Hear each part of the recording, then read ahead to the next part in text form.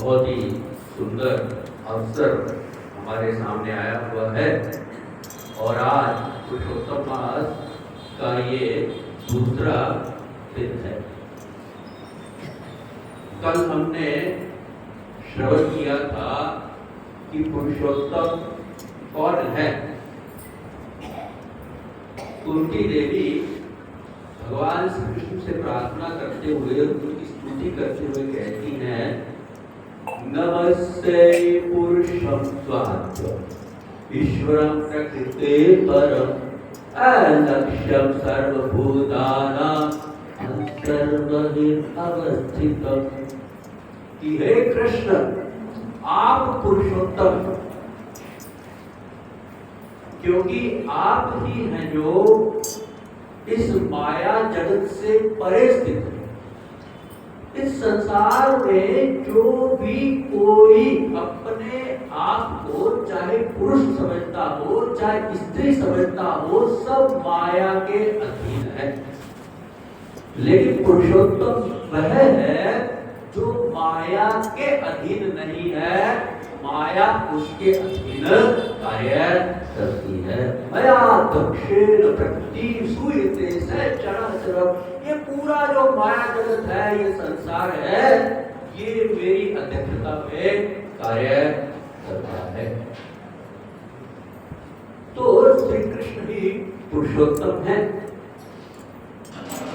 और हमने कल चर्चा की थी कि दो प्रकार के मार्ग होते हैं, एक भोग का मार्ग और एक तपस्या का मार्ग। तो हमारे सामने दो ही रास्ते हैं, दो ही मार्ग हैं और इन दोनों में से हमें एक का चुनाव करना है। या ये कहो कि एक का चुनाव हमने पहले से ही कर चुके हैं, एक पे हम अपनी मोहर पहले से ही लगा चुके हैं और वो मार्ग है भोग का मार्ग। तो ये भोग किसे कहते हैं? भोग का अर्थ है कि हम क्या चाहते हैं,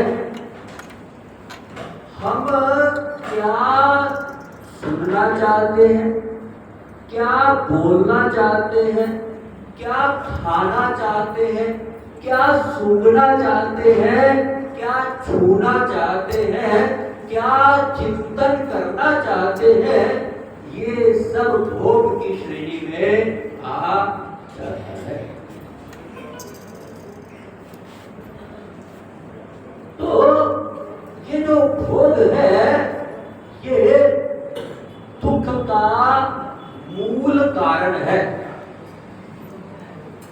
केवल हमारे दुख का नहीं, इस संसार में नीचे से लेकर ब्रह्मा के लोक तक जितने भी दुख हैं, उन समस्त दुखों का कारण हमारे भीतर इस संसार को भोगने की इच्छा है, वही इसका कारण है। इसीलिए श्री कृष्ण गीता में कहते हैं, ये ही संस्पर्शजा भोग दुःखयोनय एव ते आद्य अंतवत् कौन्तेय नैतेषु रमते बुधा। ये जो भोग है, ये शुरू से लेके अंत तक हमारे सारे दुखों का कारण है। इस संसार में भोगों को प्राप्त करने के लिए, चाहे वो खाने की चीज हो, चाहे पीने की हो, चाहे रहने की हो, चाहे कुछ भी सुख सुविधा हो, ये सब जो भोग है इस संसार में, उसको प्राप्त करने के लिए बहुत पापड़ मिलने पड़ते हैं, बहुत मेहनत करनी पड़ती है।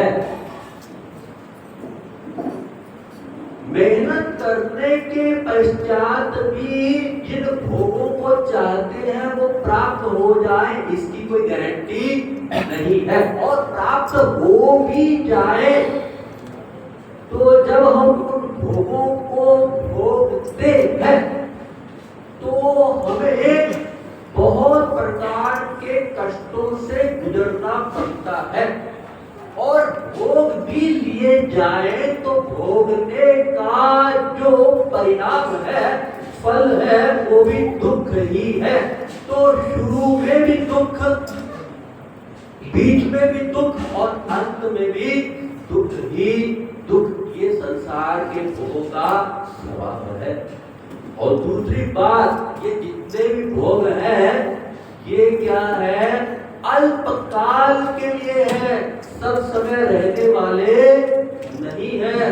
सेठ जी ने बहुत लंबी चौड़ी कोठी बनाई, 5000 गज की, 10,000 गज की बहुत बड़ी कोठी बनाई, लेकिन उस कोठी को हम सदा सदा के लिए अपने साथ में रख नहीं सकते हैं।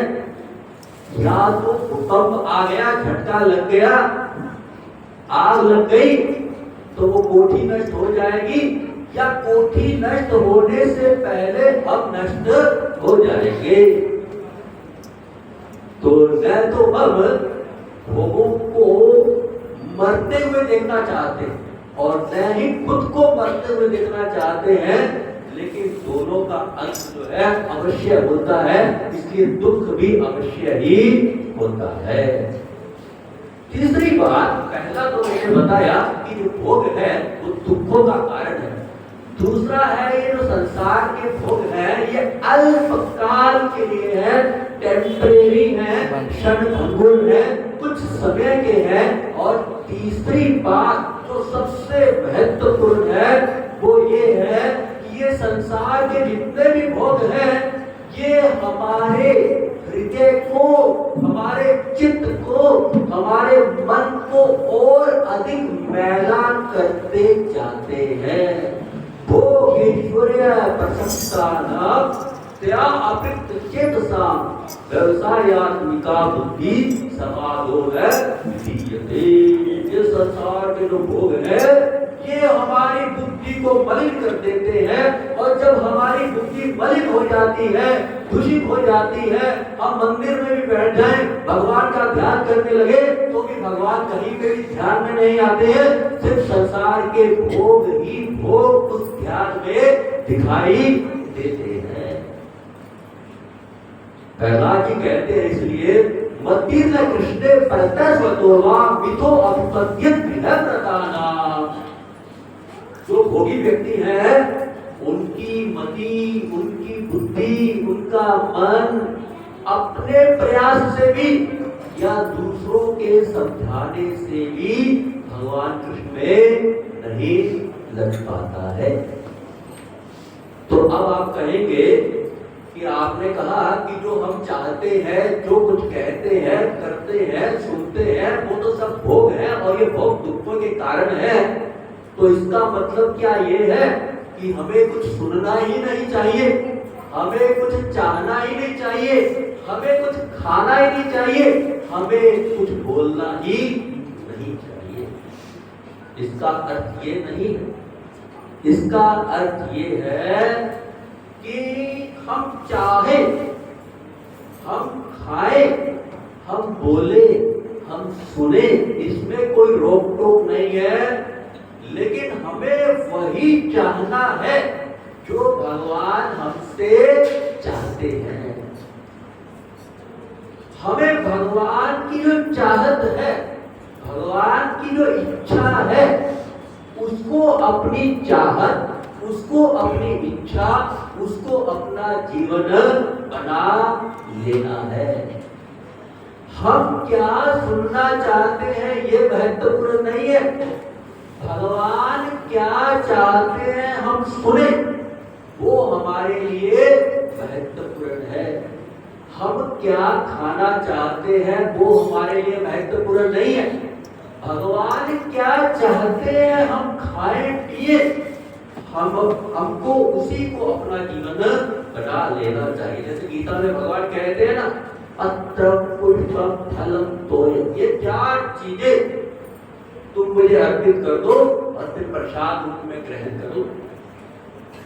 तो जो भगवान चाहते हैं जब हम वही बोलने लग जाए, वही सुनने लग जाए, वही देखने लग जाए, वही सूंघने लग जाए, वही छूने लग जाए, वही चिंतन करने लग जाए, तो इसको दिव्य तपस्या कहा जाता है। ये जो दिव्य तपस्या है यही हमें आनंद प्रदान कर सकती है। तो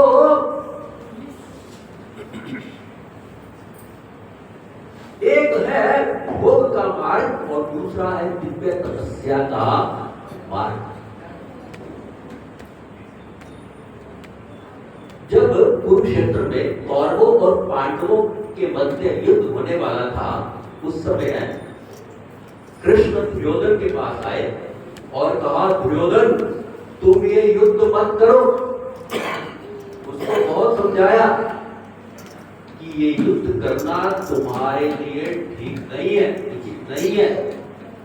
लेकिन दुर्योधन ने क्या कहा, कृष्ण की बात नहीं मानी और कहा कि मैं सुई की नोक के बराबर की जमीन भी बिना युद्ध के नहीं दे सकता।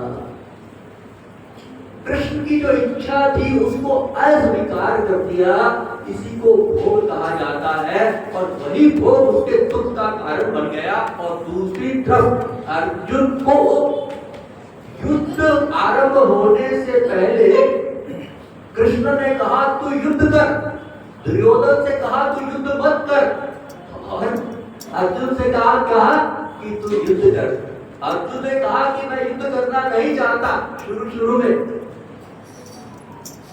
तो कृष्ण ने कहा ये तुम्हारी मनमर्जी ठीक नहीं है, ये भोग का मार्ग है जो तुम चुनाव कर रहे हो। फिर अर्जुन ने श्री कृष्ण की शरण ग्रहण की और श्री कृष्ण के उपदेश प्राप्त करके और फिर अर्जुन ने युद्ध का जो है निर्वाह या युद्ध धर्म का पालन उसने किया। तो अर्जुन युद्ध करना नहीं चाहता था, तो भी क्योंकि कृष्ण की इच्छा थी कि युद्ध करो, तो उस इच्छा का पालन किया। इसी को तपस्या कहते हैं। हम क्या चाहते हैं और क्या नहीं चाहते हैं ये महत्वपूर्ण नहीं है, भगवान हमसे क्या चाहते हैं इसको हमें समझना है। हमारा दूषित मन है, दूषित बुद्धि है, दूषित इंद्रियां है, हम जो भी कुछ चाहेंगे उल्टा ही चाहेंगे। और भगवान का मन, भगवान की बुद्धि, भगवान की इंद्रियां सब जो है ट्रांसेंडेंटल है, शुद्ध है, दिव्य है। वो जो कुछ हमारे लिए चाहेंगे उससे अच्छा हमारे लिए कुछ भी हो नहीं सकता है। तो ये जो मनुष्य जीवन है इस दिव्य तपस्या को करने के लिए बना है। भगवान कृष्ण जिस कार्य को हमसे करवाना चाहते हैं उसको हमें समझना है, हमें वही कार्य करना है। इसी को तपस्या कहा जाता है। तो आप कहेंगे हिरण्यकशिपु ने जो भारी तपस्या की थी क्या वो भी दिव्य तपस्या है? हिरण्यकशिपु की जो तपस्या है वो बहुत भयंकर, बहुत कठोर तपस्या है। उसने देवताओं के 100 वर्ष अर्थात 36,000 वर्षों तक उसने बिना जल पिए 36,000 वर्षों तक न कुछ खाया न कुछ पिया। उसने अपने जो दोनों हाथ थे वो आकाश में उठा रखे थे, वो अपने पैरों के अंगूठों के बल पर धरती के ऊपर खड़ा रहा और 36,000 वर्षों तक उसने इस प्रकार से तपस्या की। और ब्रह्मा जी ने उसकी तपस्या से उनको प्रकट होना पड़ा। तो ब्रह्मा जी ने कहा हिरण्यकशिपु जैसी तपस्या तुमने की है ऐसी तपस्या तो ऋषि गण भी नहीं कर सकते। लेकिन हिरण्यकशिपु की जो तपस्या है ये दिव्य तपस्या की श्रेणी में नहीं आती है, ये भी भोग की श्रेणी में भी आती है। क्यों? तपस्या करके भी वो तपस्या की श्रेणी में जाकर भोग की श्रेणी में आती है। ये आसुरी तप कहलाता है, क्योंकि हिरण्यकशिपु वो भगवान से भी ज्यादा शक्तिशाली बनना चाहता था। ऐसी तपस्या कर रहा था, सोच रहा था मैं भगवान से ज्यादा शक्तिशाली बन जाऊंगा, मैं भगवान से ज्यादा इतना शक्तिशाली बन जाऊंगा कि मैं भगवान को भी मार डालूंगा। इसलिए जो हिरण्यकशिपु की जो तपस्या है ये दिव्य तपस्या नहीं है। इस प्रकार की जो तपस्या है, कठोर परिश्रम है, जो भगवत विरोधी होता है, वो हमारे किसी काम का नहीं है। जो भगवान जिसको पसंद करते हैं वो कार्य करे तो वो दिव्य तपस्या कहलाती है। जैसा कि भागवत पुराण के 10वें स्कंद में हम सुनते हैं, पढ़ते हैं, सुतपा और कृष्णी इन्होंने तपस्या की थी। ब्रह्मा जी ने कहा सुतपा और कृष्णी से कि आप संतान प्राप्ति करें, संतान का उत्पादन करें। तो सुतपा और कृष्णी ने कहा कि हम बहुत योग्य संतान को जन्म देना चाहते हैं, किसी निकम्मी संतान को जन्म नहीं देना चाहते। योग्य संतान हो, भगवान के लेवल की संतान हो, ऐसी संतान को जन्म देना चाहते हैं तो उसके लिए हमें तपस्या भक्ति भी खूब करनी होगी। तो सुतपा और कृष्णी ने देवताओं के 12,000 वर्षों तक भक्ति युक्त भारी तपस्या की। उस तपस्या में उन्होंने केवल वायु का सेवन किया और वृक्षों में जो पत्ते गिर जाते थे सूखे, उन वृक्षों के पत्तों का सेवन किया। कितने साल की तपस्या की? 12,000 देवताओं के साल, अर्थात 43,20,000 वर्षों तक तपस्या की। एक चतुर्युग तक, एक सत्ययुग, एक त्रेतायुग, एक द्वापर युग और एक कलयुग, एक टोटल 47,20,000 साल का होता। इतने वर्षों तक सुतपा और कृष्णी ने भक्ति से युक्त होकर तपस्या की। तब भगवान उनके सामने प्रस्तुत हुए और कहा कि मांगो क्या चाहते हो? तो उन्होंने कहा कि हम तो आपके जैसा पुत्र चाहते हैं भगवान। तो भगवान ने कहा कि मैं आपके यहाँ 3 बार प्रकट होगा। तो पहली बार जो है भगवान सुतपा और कृष्णी के यहाँ प्रश्नी गर्भ के रूप में प्रकट हुए। दूसरी बार भगवान उनके यहाँ जो कृष्णी और सुतपा थे वो अगले जन्म में क्या होने? अदिति और कश्यप मुनि। उनके यहाँ पर भगवान वामन देव के रूप में प्रकट हुए। और तीसरी बार वही सुतपा और कृष्णी वसुदेव और देवकी बने, जिनके यहाँ वे भगवान कृष्ण रूप में प्रकट हुए। इस प्रकार से यदि हम पुरुषोत्तम मास में भोगों का त्याग कर दें तो हम सारे दुखों का अंत कर सकते हैं और दिव्य तपस्या कर ले तो अनंत आध्यात्मिक सुख आनंद को प्राप्त कर सकते हैं। तो हमें क्या तपस्या करनी है पुरुषोत्तम मास में? इस पुरुषोत्तम मास में हमें बड़ी सावधानी से रहना है। भगवान के शुद्ध भक्तों का संग करना है, भगवान के विषय में सही ज्ञान प्राप्त करना है, भगवान के शुद्ध नामों का जप और कीर्तन करना है और अपना जो मन है इस पे विशेष हमको निगरानी रखनी है। ये कहाँ जा रहा है, गलत दिशा में जा रहा है तो उसको वापिस सही दिशा में जाके हमको फिर से स्थिर करना है। हरे कृष्ण कृष्ण कृष्ण हरे हरे, हरे राम